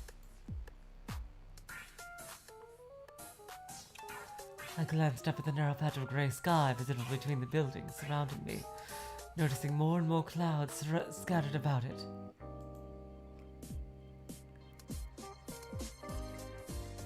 I checked my wristwatch, then crossed the street and entered a convenience store. After I picked up a drink and some gum to keep me awake, I returned to the office.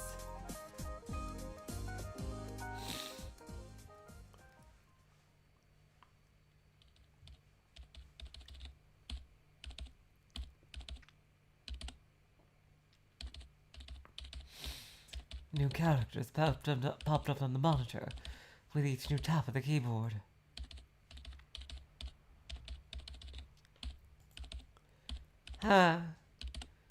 I wonder, is this a short scene or a long scene?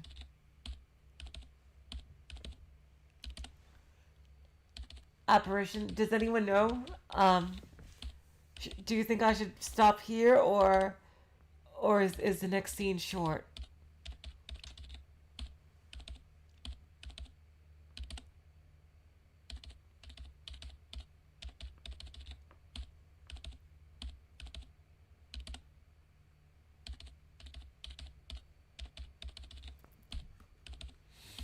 Short scene, but I could probably stop here.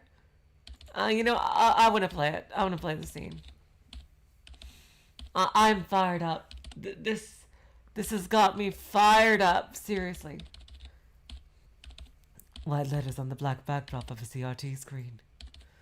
Sun rays fell in stripes on my desk through the slits of the blinds.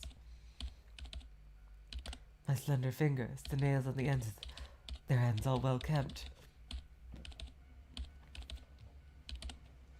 were tapping away at the keyboard, following a rhythmic pace. At times I could hear the passing of cars and nearby trains in the distance. Me too. I saved the presentation file and paused to rest my hands a little. Pushing my chair away from my desk, I extended my legs and stretched my back. I surveyed the outdoor scenery through the blinds. Spots of white clouds could be seen drifting along the blue sky between the towering buildings. The afternoon rain that accumulated on the asphalt sprang into the air each time a passing car rolled into it.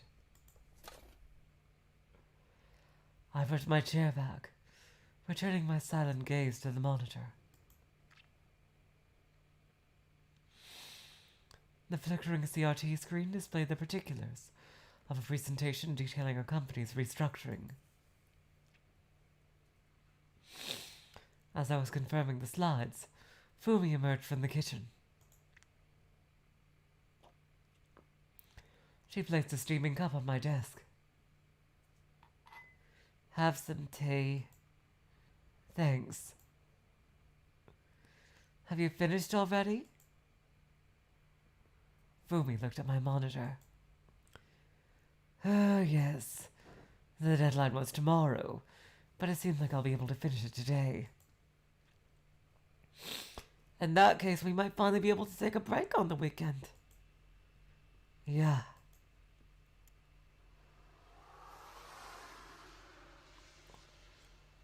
I'd appreciate a little change of pace. I know.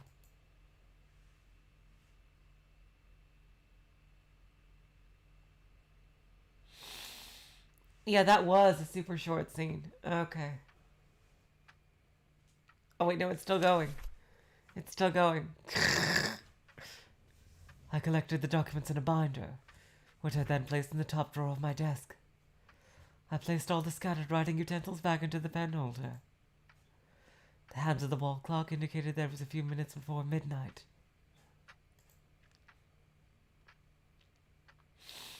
Out of the 4 other office desks, Fumi's was the only one yet to be cleaned up. Inukai went home before we started late night overtime, while Fumi was currently in the bathroom.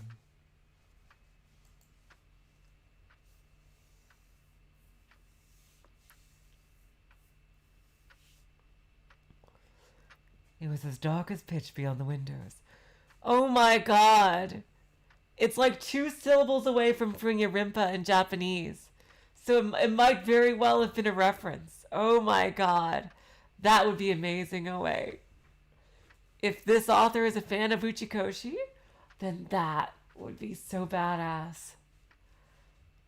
I am just even more excited for this then. It was dark as pitch beyond the windows.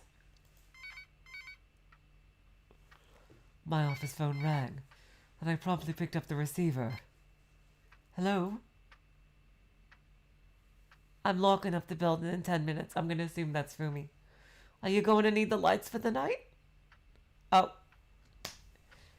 Some random dude. I'm locking up the building in 10 minutes.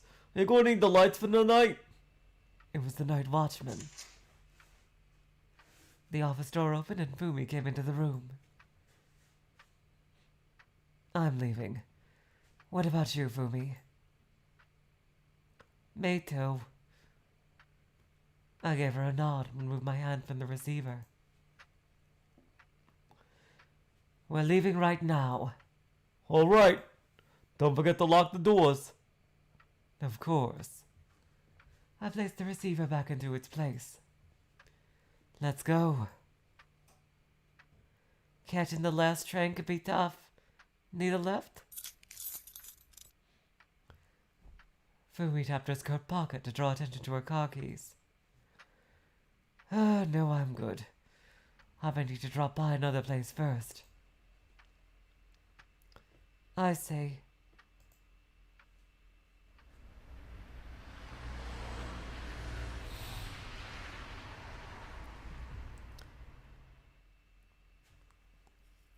The inside of the taxi lit up as the car in the opposing lane came closer, then fell dark again as soon as it passed us. I could see all sorts of small lights beyond the window. I leaned back against my seat, heaving a sigh. I briefly regarded the driver's graying hair before shifting my gaze back to the window, juxtaposed with the multitude of lights being from the skyscrapers and the rows of cars speeding past. I could see the reflection of a positively exhausted woman. It's her, isn't it? Oh no, oh. Upon closer inspection, the woman's face, now distorted in apparent disgust, reminded me of the pictures I've seen of my mother. We seem to have hit a traffic jam. This could take a while. The driver said so. I see. I narrowed my eyes to more thoroughly examine the driver through the back mirror. However, the visor of his hat hid his eyes as he slightly tilted his head down.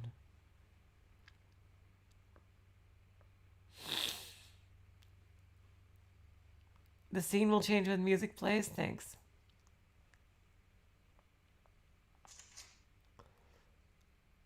I unlocked the front door with an audible click. I'm back. My voice was swallowed by the darkness of the corridor.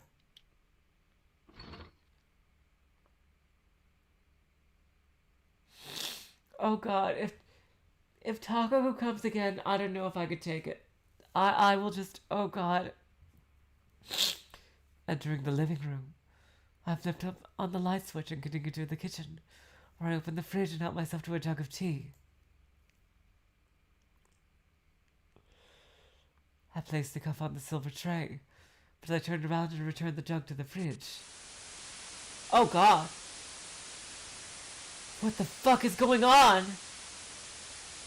My vision was enveloped by darkness, forcing me to lean on the fridge door. As I hung my head waiting for my eyesight to return to normal, the abrupt sensation of the third floor trying to swallow me whole sent me to my knees. What is going on?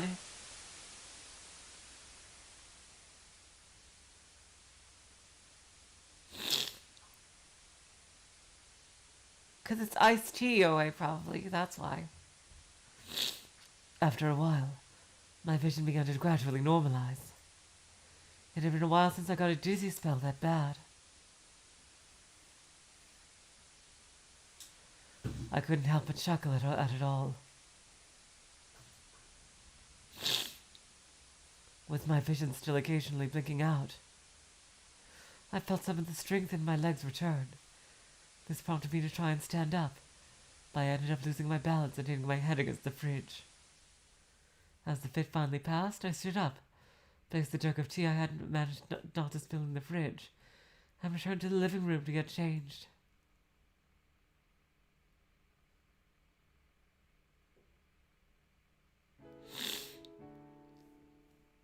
Okay, thank you, apparition. Yep, perfect timing. Something weird is happening. And Takako is here, so another flashback.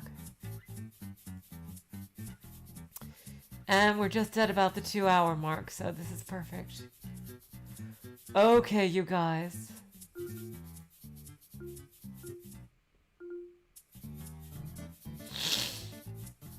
What an emotional roller coaster this has been so far.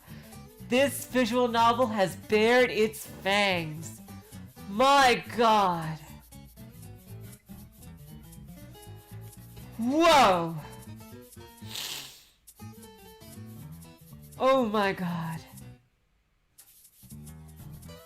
I am 10,000% into this. Holy shit, something weird is happening. I could tell. I pray that there's some kind of fantasy thing involved, because I do not want Takako to be dead.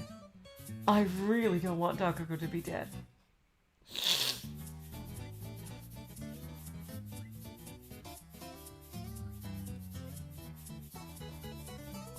Like maybe she just has amnesia or something, is wandering around somewhere.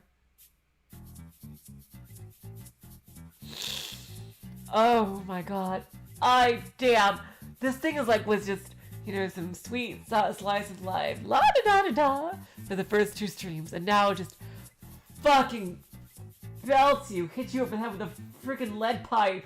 And a dagger straight through your heart. Oh my God. Wow. Holy shit. Damn, this...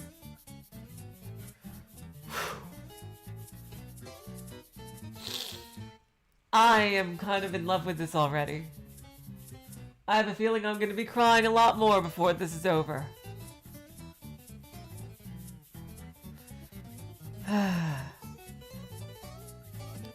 Tomorrow, we go back to Higurashi, where some more crazy stuff has been happening there too. So, until then, I will say... so long, farewell, auf Wiedersehen, good night. You are all the sweetest of hearts. See ya.